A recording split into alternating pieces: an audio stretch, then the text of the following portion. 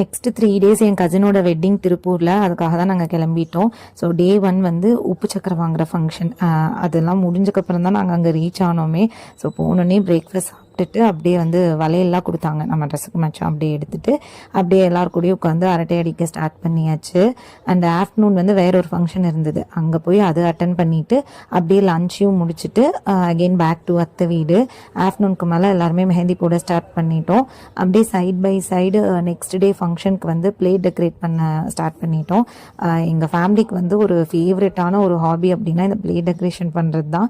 So உங்கள் யாருக்காவது வேணால் கண்டிப்பாக எங்கள் ஃபேமிலியை காண்டாக்ட் பண்ணுங்கள். நாங்கள் வந்து எங்களோட க்ரியேட்டிவிட்டியெல்லாம் யூஸ் பண்ணி ஒரு 15 பிளேட்ஸ் பயங்கரமாக ரெடி பண்ணியிருந்தோம். இதெல்லாம் தான் அந்த பிளேட்ஸு. இதெல்லாம் முடிச்சுட்டு நைட் டின்னர் முடிச்சுட்டு அம்மாவும் தங்கச்சியும் அங்கேயே ஸ்டே பண்ணிட்டாங்க.